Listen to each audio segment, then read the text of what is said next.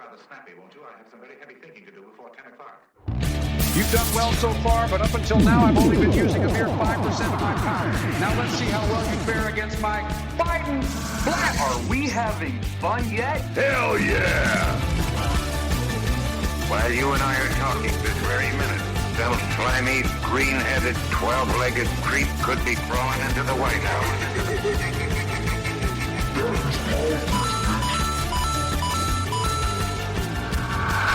After all, if our national leaders were elected on the basis of tricky slogans, our country would be in a terrible mess. Hello, everyone, and welcome back to By the Ballot. My name is Matt Royer. This week on By the Ballot, we are featuring another guest for his take on the 2025 elections. November 4th was an amazing night for Democrats across the Commonwealth, but not all the most promising candidates won out, and we want to hear from them too.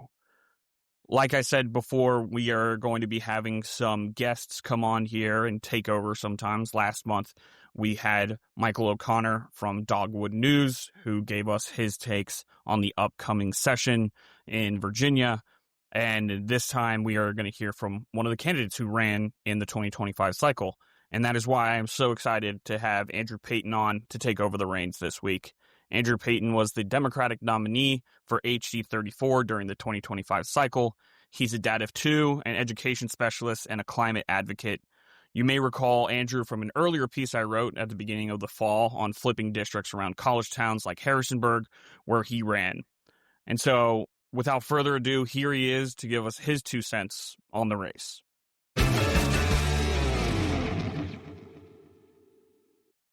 257 votes. Less than 1%.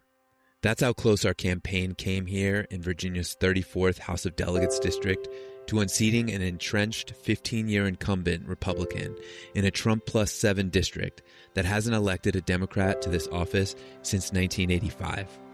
Virginia Democrats saw incredible wins this year, flipping all 3 statewide offices, electing our first female governor, and the first Muslim woman elected to any statewide office in the United States. We also gained 64 seats in the House, the most in nearly 4 decades, amid a substantial shift to the left across the Commonwealth, including in rural areas like mine.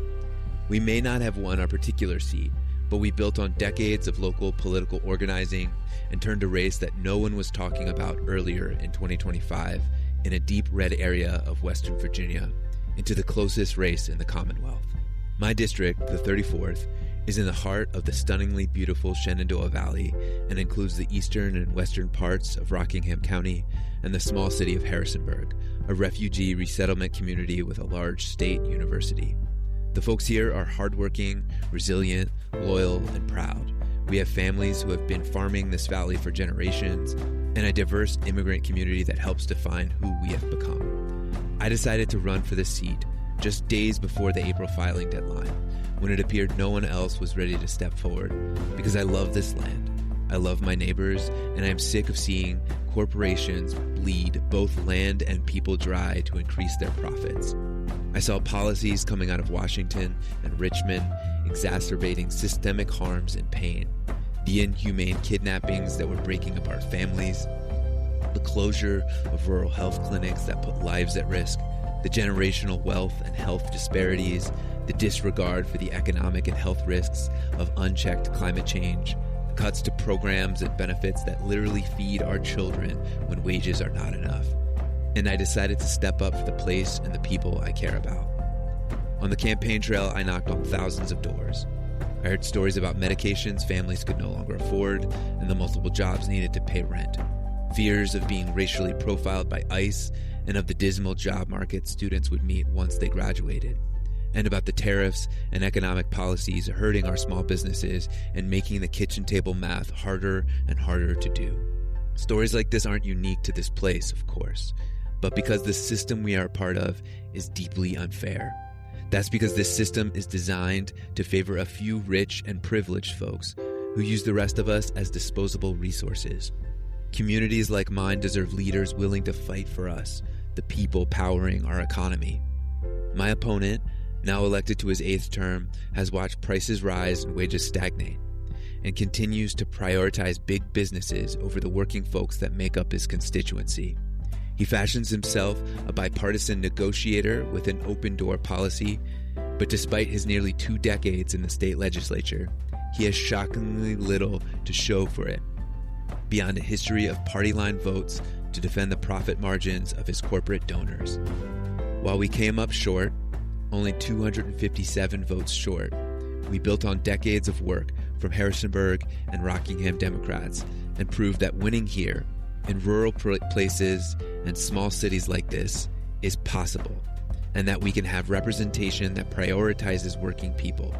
We need representation that won't abandon our immigrant neighbors, treating them as political inconveniences, and believes economic opportunity doesn't have to come at the expense of our land and water.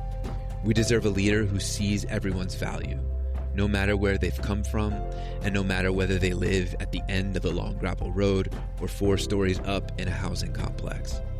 I got into this race late and with an unknown name, and with a hunch that folks would share my vision for an affordable, equitable, and sustainable community. From the campus of James Madison University, to the historically black Northeast neighborhood, to the working-class town of Elkton, to the tree-lined drives of Massanetta Springs. It turned out I was right. We are ready for representation that represents us, all of us. And I can promise you that we will continue to grow our coalition and fight for a future that is more fair to the folks who call the Shenandoah Valley their home. We deserve better, and we're going to keep fighting for it. Thank you so much once again to Andrew Payton for that great moving piece on his run in the 34th District during the 2025 cycle. We will be back next week with our regularly scheduled programming about the 2026 general session as well as the 2026 midterms. So until then, we will see y'all there. Bye-bye.